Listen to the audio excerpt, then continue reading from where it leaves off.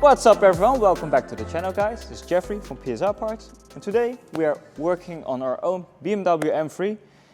We have a lot of parts here on the table, but the main thing that we are upgrading today is of course the crank up. The S55 is known, especially when you overdrive the car or when you tune the car, to have failures on the crank up, which means to be sure that you can tune the car properly, especially if you have hybrid turbos in mind for the future, is to upgrade the crank up to prevent the crank up from spinning. So we have chosen the option from Evolve, which is this one here. As you can see, this is the crank up. It's two-piece, so I'll get the other one as well. This is the other part, which clicks right into the crank up itself, and it's a pinned version.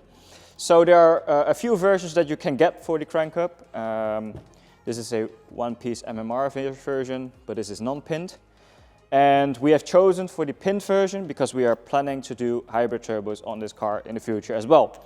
And the non-pinned version is one that usually goes up to 600 horsepower, so that's approximately stage 2 plus. And with the pinned one, you can go well beyond that without any worries. So to explain the difference between the one-piece non-pinned and the pinned version, this one requires a little bit of extra work onto the crankshaft, which means you have to use a drill bit to make sure that the pattern of the pins are drilled into the crank up. This is where your chain normally runs onto, and if this one spins on the original one, then you at worst case have a failure in the engine, which means you can just go and buy a new one, which we don't want. On top of that, we are of course also going to do a few upgrades. So we have a Muscleman oil thermostat. We are upgrading the original parts from BMW, so we are going to revise the chain. We're going to do new bearings from ACL. These are race bearings. We're also going to change the valve cover, do some other parts from DC parts. We're going to upgrade the intercooler, charge pipes, intake pipes. We're also going to install a carbon intake from Infinity Design, and eventually we'll also upgrade to 200-cell downpipes, which will not be done in this run, but we have the parts ready, and we're going to test a new exhaust very soon with the original downpipes first, show you how it sounds, and then afterwards, probably 1 or 2 weeks, we are going to upgrade the downpipes as well to make sure that we get the videos of all kind of setups. So my colleague has already started on installing the parts on the engine, and once we get to the crank up part, we'll show you what we are going to do with the engine. So let's go back to the Evolve crank up. My colleague has already installed one in his car. We are very happy with the results. So this is the one that we recommend when you want to make sure that the car runs fine with 600 plus horsepower. His car is also tuned beyond the stage 2 plus mark already because he has hybrid turbos from Muscleman. And with that, we have chosen for this solution. We are happy with it. So why should you upgrade the crank up? Well, we have already talked about the spinning of the crank up itself. The original one is designed for the original power. So when does the crank up actually spin? It's when you are doing aggressive downshifts, kickdowns, or when you are getting a lot of wheel spin. Basically when you get a lot of load transitions into the chain and into the crank up itself. This means that with a lot of force, the crank up can spin and cause damage to the engine. Evolve and other brands have solutions for the crank up to make sure that you can tune the engine, can drive the car, like when you use them on track or when you love to tune them to beyond 600 horsepower or whatever. It's a peace of mind, of course, when you upgrade the crank up. At least you know that when you drive the car, this is not an issue anymore. Of course, a lot of people drive a long time with these cars without any problems, but we want to make sure that it doesn't happen to us. And if a customer comes to us and is telling us that he's going to tune the engine, we will always recommend to do this upgrade as well. Because it is always better when you drive around without any worries than when you are always worrying about the crank up spinning, of course. So I'll explain also the difference between these two. One is one piece and one is two piece. This one is also a little bit easier during installation because the two chain wheels can be separated, and this one is one piece, so the installation is a little bit more hassle on this one, but either way they are perfectly fine for their application that you're after. This one is already a great upgrade for when you go up to stage 2, and this one is a upgrade when you go further than stage 2. So we will walk you through the modifications that we have on the table over here. And this is the 200 cell downpipe from DCE Parts, a known product from us. We've installed a lot of them on the S55 already. The Infinity design intakes here.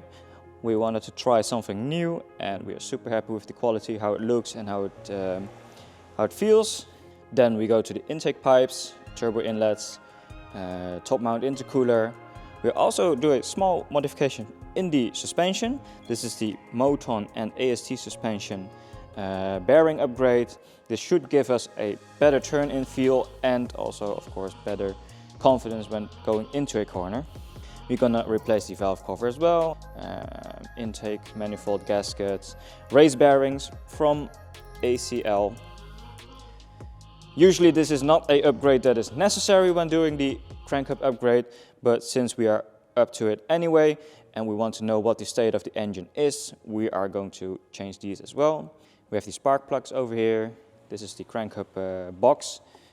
This one belongs to the Evolve box. Muscleman oil thermostat, the oil filters of course, and then the chain will also be done. Of course, this is also not something that is necessary to be upgraded when you're doing the crank up, but since we are around this area anyway, we're going to do it as well to make sure that the coming few years is fine. And then we have the water pump, thermostat, and some other belts that we are going to change as well. So here on the table we have the original crank up and the Evolve one next to it, and as you can see, when we turn the chain wheels, this one can be turned individually compared to the crank up itself. On this one that is not possible. This top part is keyed, so you see the notches in the top design. So if you put that into the bottom part, you cannot turn the chain wheels individually compared to the crank up itself. It's also pinned, so that's what we're gonna now drill into the crankshaft, and then it should be fixated with the bolts as well.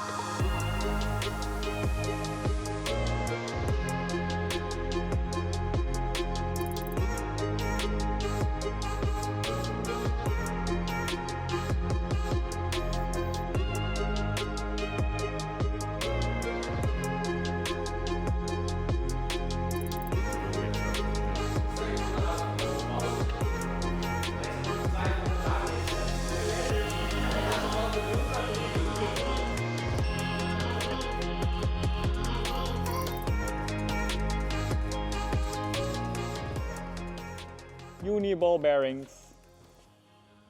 What do they do? Wiggle, wiggle. Wiggle, wiggle, wiggle. So there we go. We got the Uniballs installed into the trailing arms. Placing back the subframe, which has been lowered for the rod bearings, of course. Got them over here. Nice in orange.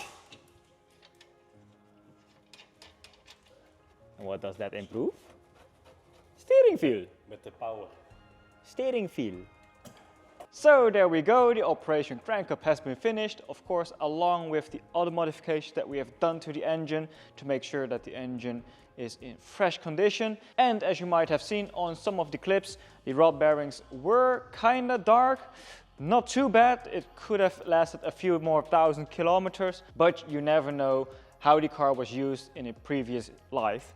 So what we have done, we have of course replaced the rod bearings for the ACL bearings, and the reason we do it this extensively is because we want to know how the engine is, what the state of the engine is before we start tuning.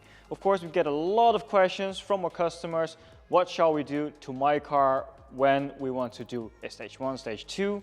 In most cases, we always recommend to at least fix the weak points of the engine. So this car is not known for rod bearing failures, but of course it is known for the crank up. But as you can see, you never know what you're going to buy if you buy a second-hand car. And even if it's a newer car, you do not know how the previous owner has used the car in its run-in period. We see a lot of cars being driven hard even before the 2,000 kilometers run-in period, and if that is the case, maybe your engine might need some little bit of attention. So if you want to tune an engine, we at least recommend to maintain the engine well and at least know your base point, because right now we at least know where the base point is, and then we can start tuning the engine further.